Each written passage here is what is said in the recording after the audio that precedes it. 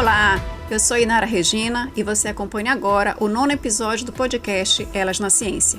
Pesquisadoras e empreendedoras conectadas pela ciência e tecnologia na Amazônia. Um projeto da Universidade Federal do Amazonas em parceria com o portal Edilene Mafra. Apoio Fundação de Amparo à Pesquisa do Estado do Amazonas, FAPEAM. No episódio de hoje, vamos conversar sobre uma pesquisa que envolve materiais de origem amazônica e célula solar de terceira geração. Os estudos estão alinhados com o Objetivo de Desenvolvimento Sustentável número 7, Energia Limpa e Acessível. E é claro que eu estou em boa companhia. Tudo bem, Edilene? Olá, Inara. Muito bom voltar aqui, né? Cada episódio é sempre uma aula pra gente, né? Então, olá você que está acompanhando mais um episódio do Elas na Ciência e que, como a gente, é apaixonado por ciência, com certeza. Neste episódio, nós vamos apresentar a professora doutora Ellen Rafael, que é química, mestre e doutora em ciências na área de concentração em fisicoquímica. Realizou o doutorado até fora do Brasil também, né? Pós-doutorado. Desenvolve pesquisas com materiais para aplicação em dispositivos de geração de energia nos seguintes temas: síntese orgânica e inorgânica, eletrólitos sólidos, polímeros naturais, nanomateriais, pontos quânticos, grafeno. Essa parte aqui eu acho que eu vou conseguir. Perovskitas,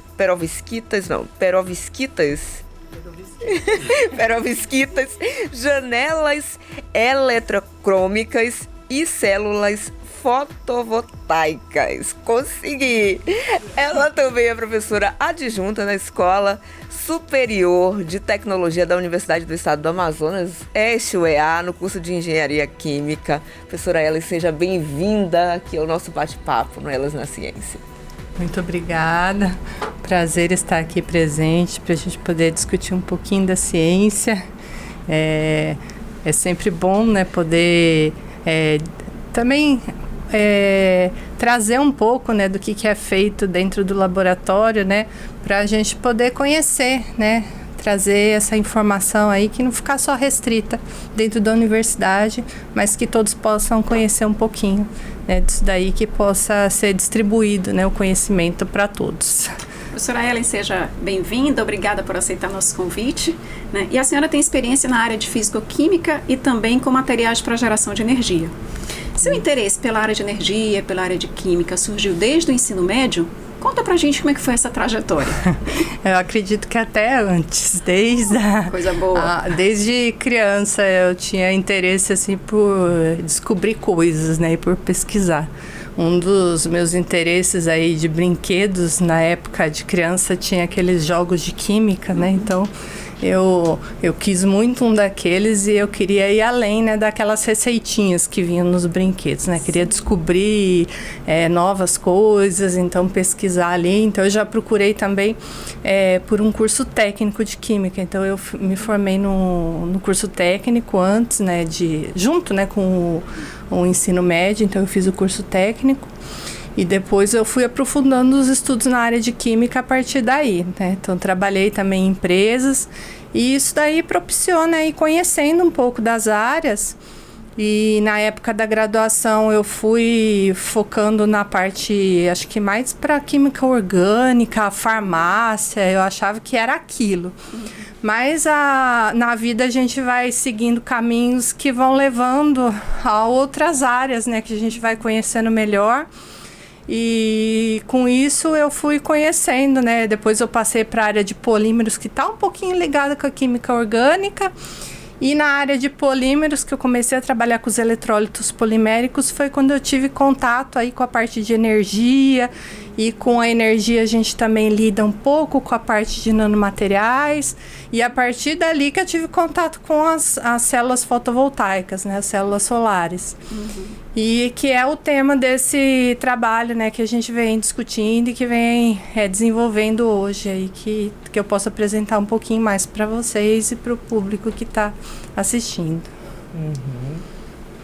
Bom, a gente sabe que a área da ciência que a senhora escolheu durante muito tempo foi dominada por homens, né?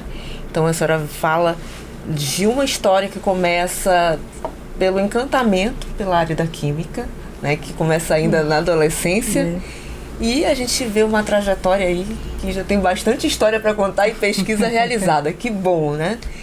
Mas o fato da senhora ser mulher trouxe algum empecilho, atrapalhou, foi mais difícil porque a senhora era mulher?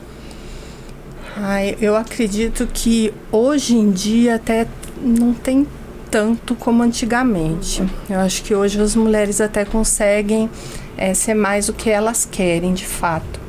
Antigamente era mais difícil, né? Mas ainda tem dificuldade. A gente percebe que tem muitas que acabam desistindo, principalmente quando a gente vê nas trajetórias ali mais avançadas, né? Na área do doutorado é mais difícil. Hoje a gente percebe, por exemplo, eu sou química, mas eu sou professora de um curso da engenharia química. Na química em si, a gente não percebe tanto. Acho que a química ainda tem mais domínio, né, de meninas. Mas na engenharia, acho que o próprio nome engenharia já afasta mais. E quando a gente vê, por exemplo, um tema, eu tinha no início, procura mais para projetos, né, de iniciação, quando o tema era esse, eu vou pesquisar células fotovoltaicas, montar uns dispositivos, que é uma aplicação, tinha mais procura por meninos dentro do curso. Agora que o pessoal já divulga mais, que conhece, que ela não é uma coisa muito mecânica, né? Tem aquela ideia que parece que isso é dominado por homens. Mas ela é algo assim, no laboratório ela é quase que artesanal, todo o preparo que tem, né? Então ela precisa de algo. Então ainda a gente percebe que é muito cultural também.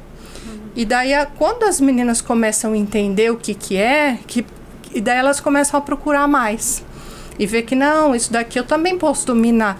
Então dá para perceber que isso daí tem uma cultura por trás e que a gente precisa ainda trabalhar em cima disso daí, que não é, que dá para se trabalhar. Então não é a área que são dos meninos e a área que são das meninas, não se pode dividir dessa maneira, não. Então hoje em dia eu tenho muitas meninas também trabalhando no laboratório, mas de início não, eu só tinha alunos meninos no começo. Inclusive, né, estivemos conversando com a senhora até para que a gente pudesse trazer, a senhora realiza muitas pesquisas, né, para a gente escolher um pouco, né, do que a senhora vem realizando, e a senhora até comentou que faz várias atividades de extensão justamente para fomentar, né, esse interesse pela área. Não seria isso também? Também. Por mulheres, né? Também, para a gente fazer essa troca, né, para levar mais, não ficar também só restrito lá na universidade, porque a própria questão do que a gente trabalha, ela está relacionada diretamente com o que a gente pode levar para a sociedade. Isso é uma troca. E eu procuro colocar também nos projetos alguma coisa relacionada com o nosso ambiente, com o que a gente está inserido. Eu acho que isso é muito importante, que a sociedade possa ver, né? Que o que se faz na universidade não é aquele mundo completamente distante do que a gente está vivendo. Exatamente. Então a gente pode inserir, isso daí tem que ser levado. Então todo projeto ali que possa ser articulado, a pesquisa com a extensão, ela também é muito importante. E eu lembrei, Ed, nessa visita que a gente viu a sala de justiça, né? Lá no laboratório. Que maravilhoso, cria um ambiente gente. Descontraído, né? Você não precisa ser aquela pesquisa a gente está até sisuda, mostrando, né, algumas imagens aí. Exatamente, muito legal. Então, professora, a gente sabe que a geração de energia elétrica aqui na Amazônia, né, ela vem da queima de combustíveis e de usinas hidrelétricas, né? E a sua pesquisa Amazonas Solar, ela apresenta uma inovação, né? Ela traz a criação de uma fonte de energia mais sustentável, mais econômica, inclusive consegue acessar até lugares mais remotos, né? Conta pra gente como é que está o andamento do projeto, que resultados já foram obtidos nesse projeto de pesquisa que a senhora está trabalhando junto com a equipe. Essa questão dos lugares remotos aí é muito importante também para a gente pensar a nossa região, né? A região amazônica, ela tem, por característica, a gente também não tem muito esse potencial hidrelétrico. E mesmo o Brasil, ele tem um destaque em relação a outros países, que outros países dependem muito mais da queima de combustíveis fósseis. O Brasil, se for pensar em termos de uso de energia renovável, né, que não depende de combustível fóssil, não é renovável porque ele depende de petróleo, por exemplo, ele só vai se renovar para ter mais petróleo depois de muitos anos, né? Sim. O renovável, ele consegue ter novamente, né, a fonte, então o recurso hídrico, ele consegue se renovar mais rapidamente, né? Chuva, né? Mas a gente já vê que o clima já não é mais o mesmo, então tem que se pensar muito bem. Na Amazônica, né, mesmo que a gente tem muito rio, eles são rios que você não tem muitas quedas, né? Então, também não se dá para aproveitar muito. Então, a gente acaba também dependendo muito da queima de combustíveis fósseis. E aqui, mesmo que você tenha essa geração de energia, a gente tem problema porque ela depende de cabeamento, por exemplo, né? Então, como que a gente já quase não tem muita estrada aqui, a gente depende de rio, como que a gente vai levar cabeamento? Então, a energia solar, ela é muito interessante também nesse ponto de vista, né? Porque a gente pode levar para comunidades isoladas a energia, então fica muito mais acessível. Então, isso é um ponto a se destacar. A nossa pesquisa, o projeto Amazonas Solar, ele já é um segundo projeto, né? Já teve um anteriormente, que a gente já conseguiu avançar um pouco. Esse daí, eu estou na equipe desse projeto também, com outros professores também da UFAM. E ele já está mais focado em uso aí de materiais, pigmentos, né, da região para utilizar. E ele é focado nessa terceira geração de células solares, porque a gente já tem uma geração que já está sendo aplicada. Só que outro ponto de vista é o fato de que essa geração que já é aplicada de células, elas não são tecnologia que a gente consegue fabricar aqui totalmente. Então, a gente depende de tecnologia que é importada. Então, o que é interessante ter uma tecnologia que você consiga fabricar aqui? Possibilitaria você fabricar ela todinha no Brasil. Por que, por exemplo, a geração, aí os aerogeradores, né, que todo mundo conhece também, aquelas pás que geram energia, ela conseguiu avançar até mais em determinado momento do que a célula solar, que a célula solar você consegue colocar em casa, agora um aerogerador você não vai colocar em cima de casa, né? Também depende de uma condição específica. Mas porque um aerogerador você consegue fabricar ele desde a base até a hélice, tudo dentro do Brasil, mas a célula solar que a gente fabrica, né? Fabrica o quê? Monta o painel, mas fabricar ela inteirinha no Brasil não dá. Então, essa terceira geração, a gente potencialmente conseguiria fabricar aqui, mas ela está em fase de pesquisas, né? Então, a gente consegue alguns avanços, só que ela ainda não é competitiva a ponto de gerar a mesma energia que essa de primeira geração tem. Mas, teoricamente, ela conseguiria e ela teria potencial até para superar essa de primeira geração. Entendi. E a senhora tem ideia de tempo, por exemplo? Seria algo muito longe ainda para a gente conseguir a terceira geração? Depende de muitos fatores. Por isso que a gente precisa de muito investimento, pesquisa, né? Então, assim, são fatores porque são teóricos, né? Na teoria a gente conseguiria, mas daí a gente precisa vencer. São vários componentes da célula, né, que a gente precisaria conseguir vencer. E também lembrando que não é só uma questão de conseguir ser mais eficiente, mas é questão de ter a tecnologia nacional, ter a questão do custo também ser mais barato. Então, às vezes eu posso não ser tão eficiente, mas eu ser tão mais barato que daí compensa. Tudo tem que ser avaliado. Entendi. E a senhora está numa instituição, inclusive, justamente a unidade na qual a senhora trabalha, é uma unidade muito ligada à indústria, né? Sim. Desenvolvimento de tecnologias, soluções a partir de tecnologias que vêm da ciência, né? E a gente conversava que a gente está num lugar que tem um potencial, uma biodiversidade, um potencial natural incrível, e o que a gente precisa de recursos e que as pessoas acreditem mais na ciência e invistam para que vocês consigam trabalhar, não seria isso? Bem por aí. Bem exatamente, por aí mesmo. Incentivar o empreendedorismo, né, na ciência e tecnologia, exatamente, acho que esse é o caminho. É muito acreditar na ciência brasileira, né, porque às vezes a gente deixa de acreditar. Já ouvi muitos pesquisadores de que está quase chegando lá, tem tudo, de repente alguém tem como investir, mas prefere investir no fora porque não acredita na nossa ciência. E a gente tem grande potencial aqui, sim, que basta também acreditar para se investir aqui, sim, que a gente tem potencial. Exatamente. Professora, a gente esteve lá na Sala da Justiça, lá no seu laboratório, e conversamos com a Maria Eduarda Lucena. Eu tenho uma pergunta para a senhora. Olá, meu nome é Maria Eduarda, sou pesquisadora do ILU, e eu gostaria de saber da professora Ellen qual seria a vantagem de se utilizar produtos amazônicos em células solares. Bom, vamos lá, né? Nós temos que citar que aquilo que eu comentei, né? A gente procura fazer pesquisas também levando em consideração o contexto onde nós estamos inseridos, né? A questão do custo, né?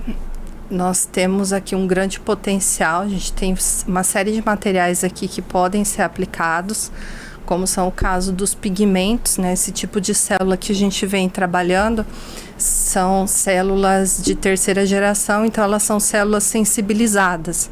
Por exemplo, vou fazer um paralelo aqui, assim como a gente tem a planta, né, que tem as folhas, que tem a clorofila, né, que é o pigmento da folha, né? Então ela tem uma coloração, ela consegue absorver a luz do sol por esse pigmento.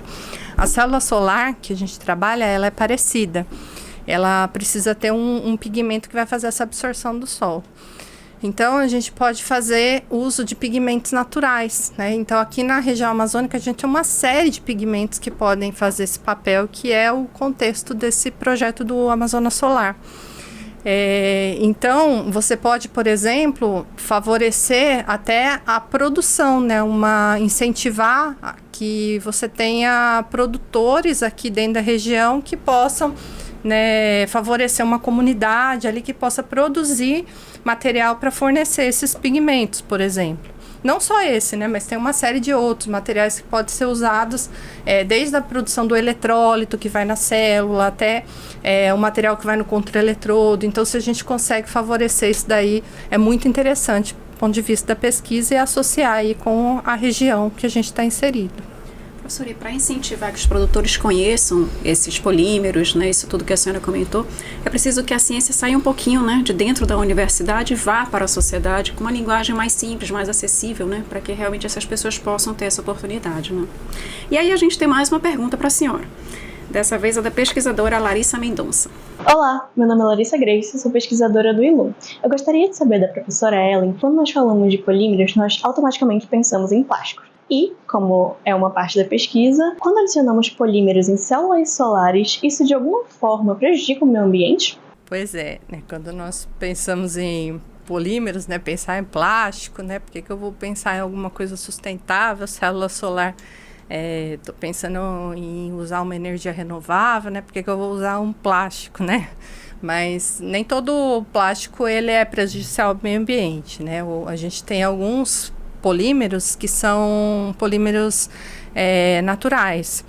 No caso, a gente usa na célula um polímero natural, podem usar também outros que não são naturais, mas eles vão agir, como eu comentei, nessa célula é uma célula que ela usa um eletrólito, e normalmente o eletrólito que é usado, ele é líquido. Então, imaginem se a gente for usar um eletrólito líquido, né, numa célula, do jeito que a gente está habituado a utilizar numa casa, né, um painel.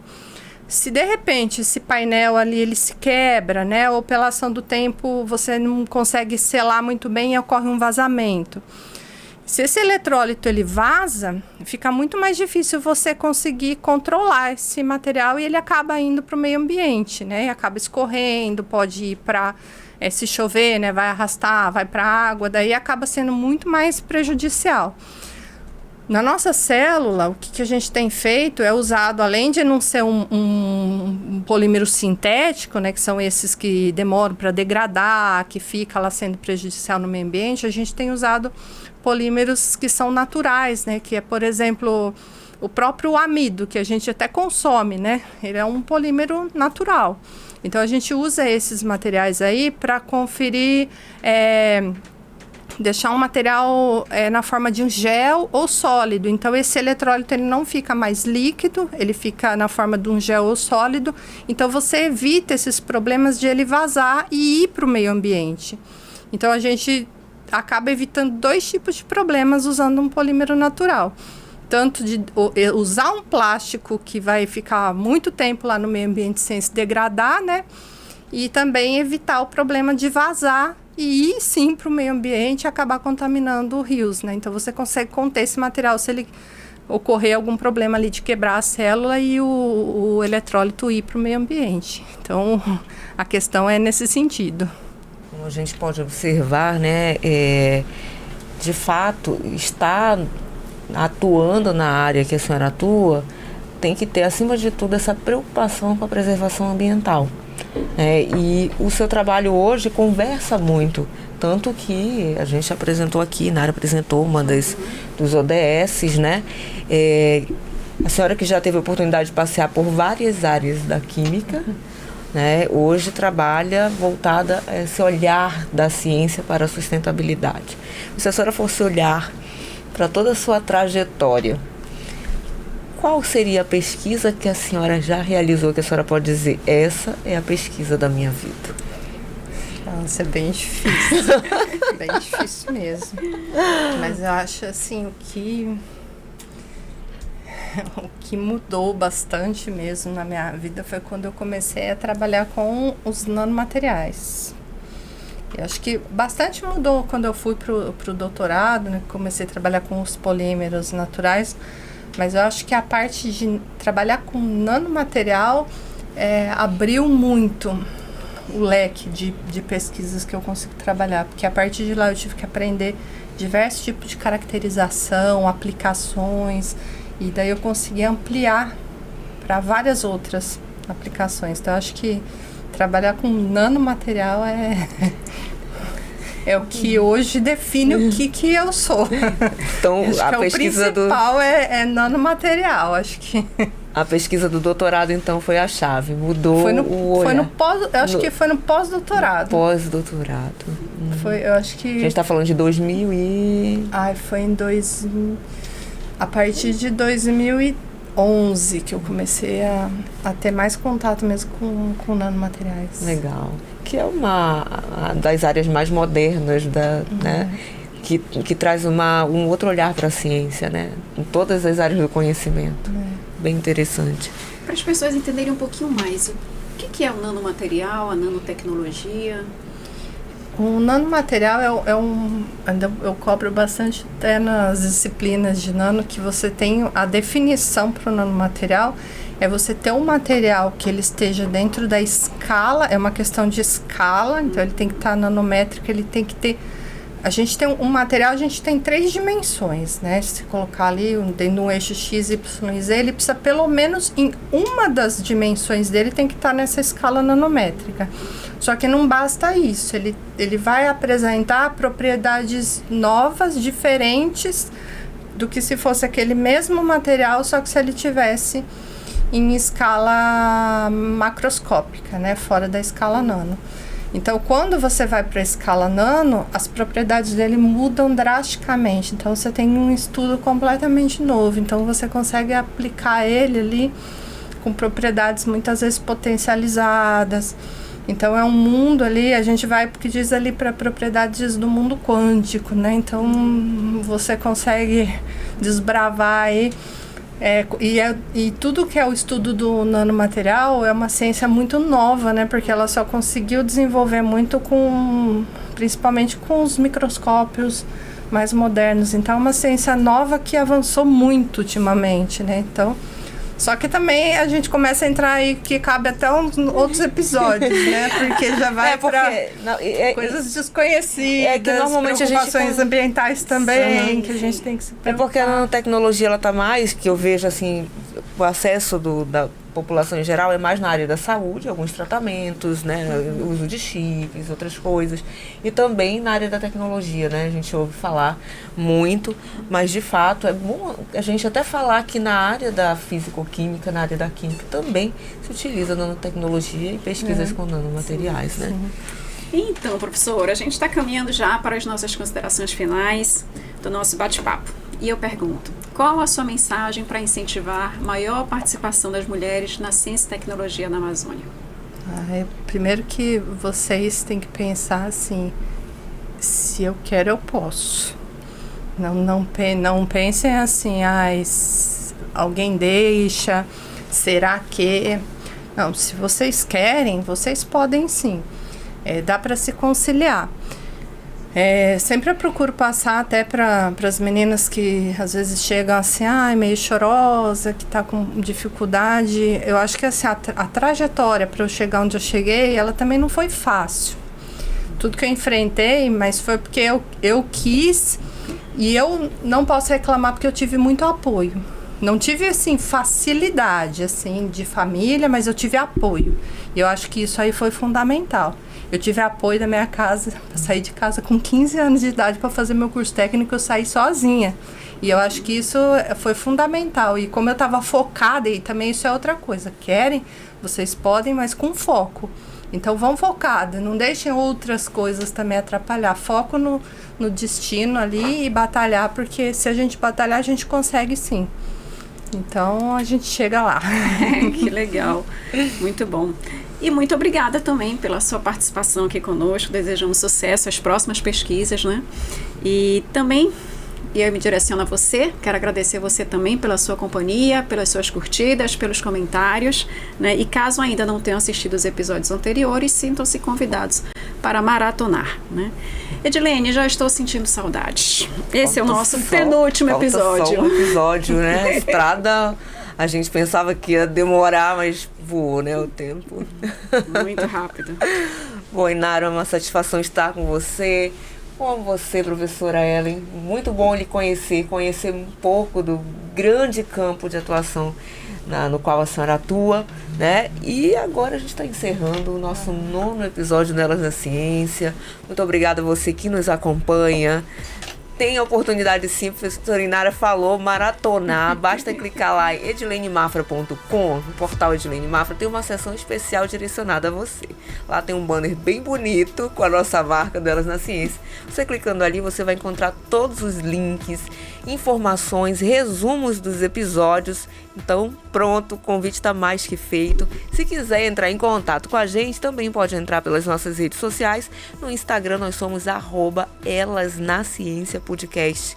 Nosso canal no YouTube, que se você não conhece, você pode entrar lá no YouTube, buscar podcast Elas na Ciência e já acionar o sininho para sempre saber as novidades. Nosso e-mail, elasnaciencia_podcast@gmail.com. Até o próximo episódio, não perde porque ele está muito especial para você. Tchau, tchau.